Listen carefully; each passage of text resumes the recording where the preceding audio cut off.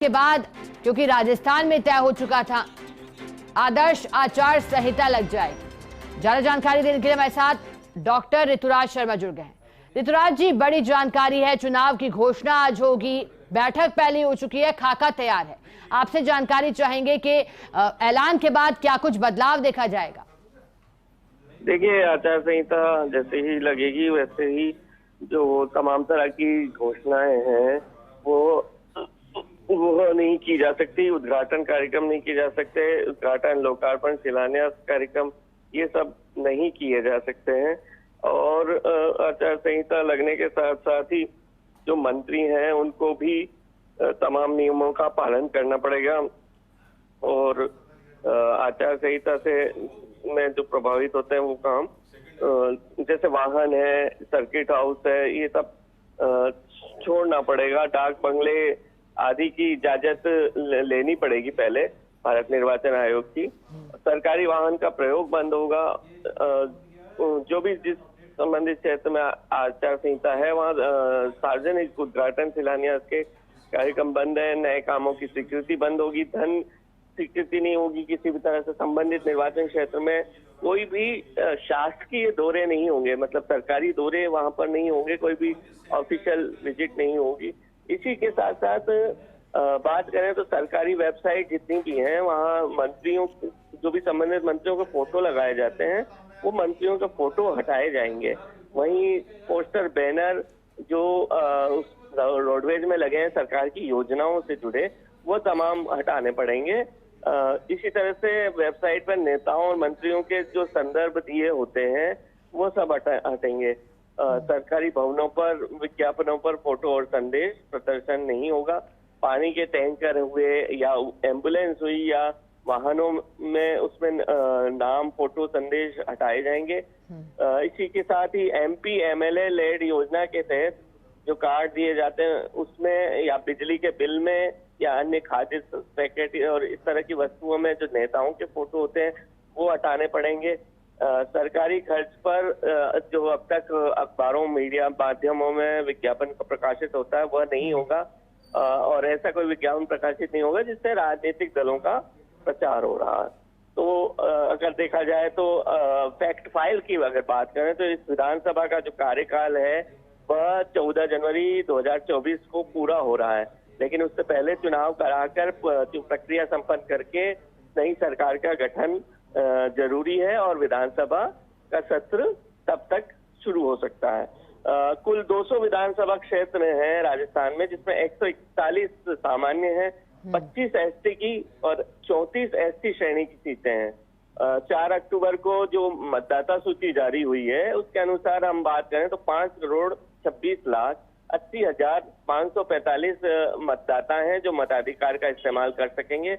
इनमें से 2,73,58,627 पुरुष हैं और 2,51,79,422 महिला मतदाता हैं। ट्रांसजेंडर की संख्या जो मतदाताओं की है वो 606 हो गई है।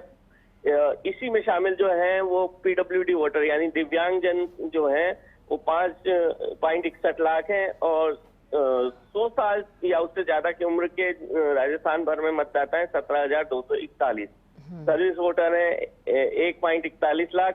80 वर्ष या उससे ज्यादा की आयु के 11.78 लाख वोटर हैं। 18 से 19 आयु वर्ग के 22.04 लाख वोटर हैं। पुनरीक्षण कार्यक्रम के दौरान 6,96,424 मतदाताओं की जो है बढ़ोतरी हुई है। 2018 में जो वोटर थे वो 4,77,89,966 थे। अब ये बढ़कर जैसा कि मैंने अभी संख्या बताई आपको 5 करोड़ से ज्यादा हो गए हैं। ये जो कुल मतदाता बढ़े हैं पिछले चुनाव से अगर बात करें तो 48,90,579 बढ़े हैं। मोटे तौर पर ये जब नामांकन होगा तो नामांकन के जब अंतिम तिथि है उसके 10 दिन पहले तक कोई भी नाम जुड़वा सकते हैं, यह चुनाव आयोग ने कहा। तो ये संख्या शायद बढ़ी हुई नजर आएगी। 2018 में जो पुरुष वोटर थे 2,49,00,000 थे, इसमें वृद्धि हुई है करीब 23 लाख की और इसी तरह से महिला वोटर्स की वृद्धि हुई है 23,51,000 की। 18-19 आयु वर्ग के 2018 में 19.84 लाख वोटर थे और 2,20,000 इस आयु वर्ग में बढ़े हैं। ट्रांसजेंडर 228 थे जो कि 606 हो गए हैं, जो 378 बढ़े हैं। जेंडर रेशो 914 था जो कि बढ़कर 920 हो गया है और ये बहुत सिग्निफिकेंट सुधार है। अगर प्रति पुरुष महिला मतदाता की बात करें तो वो 1000 पुरुष पर 920 महिला मतदाता हो गई हैं। ये एक अच्छा सुधार माना है और इसको आयोग ने भी अप्रिशिएट किया है। इलेक्टोरल पॉपुलेशन रेशो 2018 में 622 था, अब 650 हो गया है। यानी कि हर 1000 की आबादी पर 650 वोटर हैं। पुरुषों की अपेक्षा महिलाओं के 80,000 ज्यादा करीब मत जुड़े हुए हैं। 82.11 लाख वोटर्स 18 से 24 साल आयु वर्ग के, 18 से 19 आयु वर्ग के उनकी संख्या है 20-29-680 वोटर्स 20 नवंबर 2018 तक। 2013 में इस आयु वर्ग के वोटर थे 16,50,925। अभी तक 22,06,566 इस आयु वर्ग के जुड़ चुके हैं। 2018 से तुलना करें तो इस आयु वर्ग में 1,76,886 मतदाता बढ़े हैं। एक दशक में यानी बात करें 2013 से इस आयु वर्ग में 5,55,641 मतदाता बढ़े हैं। 2018 में जो वेबकास्टिंग हुई थी 2,995 मतदान केंद्रों की हुई थी और अब ये संख्या बहुत ज्यादा बढ़कर 26,000 बूथ पर वेबकास्टिंग होगी, यानी 23,005 की इसमें बढ़ोतरी हुई है। महिलाओं द्वारा संचालित मतदान केंद्र 2018 में 259 थे, अब 1600 हो गए, 1341 की वृद्धि हुई है। पीडब्ल्यूडी मैनेज यानी जो दिव्यांगजन हैं उनके मैनेज मतदान केंद्र की संख्या 0 थी, अब 200 मतदान केंद्रों पर पीडब्ल्यूडी मैनेज मतदान केंद्र होंगे। 2018 में मतदान के आदर्श मतदान केंद्र रहे 210 और अब 1590 बढ़कर संख्या हो गई 1800। 2018 में जो वोटिंग हुई थी 74.71 और 25 जिलों के 103 विधानसभा क्षेत्रों में स्टेट औसत से कम वोटिंग प्रतिशत रहा था। तो ये विशेष रूप से टारगेट में ये जिले हैं कि यहाँ पर निर्वाचन विभाग ने विशेष प्रयास किए हैं कि किस तरह से वोटिंग इस क्षेत्र में बढ़े। 17,590 ऐसे 2018 में मतदान केंद्र थे जहाँ 65 से 75% मतदान हुआ था। तो ये विशेष रूप में टारगेट होगा कि यहाँ मतदान प्रतिशत किस तरह से बढ़ सकता है और ये आखिरकार कम वोटिंग क्यों हो रही। ये जो 51,756 जो मतदान केंद्र हैं इसमें निर्वाचन विभाग का यही मिशन है कि 75% वोटिंग सुनिश्चित की जाए। प्रदेश भर में बीकानेर को छोड़कर 15 ऐसे शहरी विधानसभा क्षेत्र हैं जहां 74.72% वोटिंग हुई है, जो कि स्टेट औसत से कम थी। इनमें जयपुर के सबसे ज्यादा 6 हैं, जोधपुर के 3 हैं, कोटा के 2 हैं और उदयपुर, भीलवाड़ा और अजमेर के 1-1 शामिल हैं। बीकानेर के भी एक विधानसभा क्षेत्र में राज्य औसत से कम वोटिंग हुई थी, लेकिन वह विधानसभा क्षेत्र शहरी नहीं था। प्रदेश में अब मतदान केंद्र जैसा कि बताया मैंने 51,756 हो गए हैं। इनमें से शहरी मतदान केंद्र 10,415 है, 1,04,015 है और ग्रामीण मतदान केंद्र 41,341 है। हर मतदान केंद्र में जो औसत वोटर है वो 1,002 है, 1,002 करीब वोटर हैं और विधानसभा चुनाव में 50% यानी 26,000 जो मतदान केंद्र हैं वहां पर वेबकास्टिंग होगी। विशिष्ट जनजाति समूह के वोटर्स जोड़ने में राजस्थान अग्रणी रहा है। इसमें पूरे पंजीकरण में सफलता पाई है। जो कि पीवीटीजी वोटर थे, विशिष्ट जनजाति जिनको चिन्हित किया था, उसमें निर्वाचन विभाग ने सफलता पाई है और 77,343 ये जुड़े हैं। इस समय की कुल आबादी 1.18 लाख है और निर्वाचन विभाग ने जो क्लस्टर कैंप लगाए थे करीब 24,726, उसमें इन विशिष्ट जनजातीय समूह को जोड़ा गया था। इसी के साथ ही 95 विधानसभा क्षेत्र ऐसे हैं जहां महिलाओं ने पुरुषों से कम वोटिंग की है। तो यह भी एक टारगेट रहेगा कि किस तरह से इन क्षेत्रों में वोटिंग बढ़ाई जाए। ऐसे मतदान केंद्रों की अगर बात करें तो वह है 24,665। महिलाओं द्वारा पुरुषों से 5% कम वोटिंग वाले 10,257 मतदान केंद्र हैं। कुल नवविवाहित 32,247 महिला मतदाता पंजीकृत हैं और यह क्लस्टर कैंप जो लगे थे इसमें इन महिला मतदाताओं को जो नवविवाहित है उनको पंजीकृत किया गया था।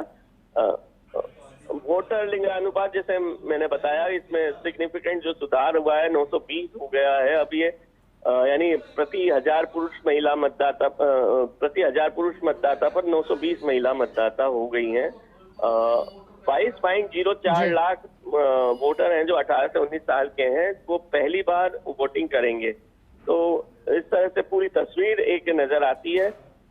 जो समय समय पर मतदाता सूची में नाम जुड़वाने जी बिल्कुल, आप बने रहिएगा हमारे साथ पॉलिटिकल एडिटर योगेश शर्मा भी जुड़ गए हैं। योगेश जी, क्योंकि आज तारीखों की घोषणा हो जाएगी और ऐसे ही आदर्श आचार संहिता भी लागू हो जाएगी, पहले तो योगेश जी आप ये बताइएगा क्या इसके बाद, क्योंकि परीक्षा की तिथियां आ जाएंगी, पार्टियां नए अंदाज में दिखाई देंगी क्या?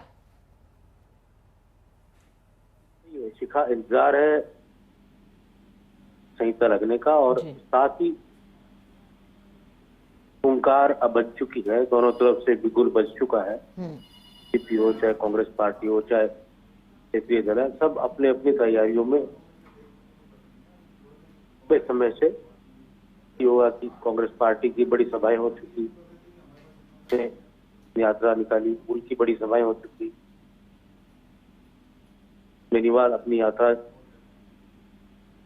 डॉक्टर ऋतुराज शर्मा ने जिस तरह से बताया, उन्होंने जानकारी दी टीम को लेकर, किस तरह जुड़े हैं और किस तरह आबादी के लेकर भी उन्होंने बताया, महिलाओं के प्रतिशत को लेकर सकता है। और युवा वर्ग ऐसे हैं जो के परिदृश्य को प्रभावित करेंगे और से परसेंटेज है उसको प्रभावित करेंगे जी। तो जिक्र करना चाहूंगा कि चुनाव था, विधानसभा क्षेत्र ऐसे रहे जहां पर मतदाता कोई उम्मीदवार इसलिए हार गया कि बहुत वोट पड़ा। ये भी एक बड़ा को लेकर वोटा कहीं भी ज्यादा पड़ रहा है तो प्रति रुझान भी वहां देखने को मिला है। तो मतदाता के प्रति रुझान प्रकट क्यों नहीं कर रहा, एक बड़ा रहेगा, राजनीतिक दलों को ध्यान में रखना चाहिए। इस आचार संहिता का मतलब ये होता है कि राजनीतिक दल के अब उसका संगठन ही सर्वोपरि हो जाता है।